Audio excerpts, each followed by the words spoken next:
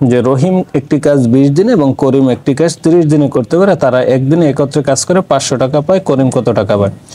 তাহলে রহিম আর হচ্ছে করিম, রহিম একদিনে করে 1/20 অংশ আর করিম একদিনে করে 1/30 অংশ কাজ, তাই না? যেহেতু 20 দিনে শেষ করে তাহলে একদিনে করবে 1/20 অংশ আর একদিনে 1/30 অংশ। তাহলে দুইজনে একত্রে যদি করে, এই দুটোর যদি আমরা যোগ করি তাহলে লসাগু আসে 60 আর এখানে আসে 3 যোগ এখানে আসে 2, তাহলে হচ্ছে 5/60 সমান হচ্ছে 1/12 দিনে। 1/12 দিনে তারা কাজটা শেষ, মানে 1/12 অংশ কাজটা তারা একদিনে শেষ করে।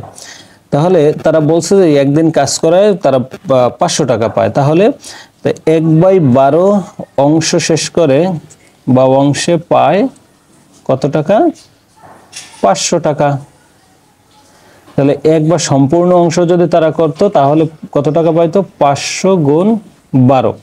এখন বলা হচ্ছে যে করিম কত টাকা পায়? করিম একদিনে করে 1/30 অংশ, তাহলে 1/30 অংশের জন্য টাকা আসবে এখানে 500 ইন্টু 12 ইন্টু 1/30 অংশ।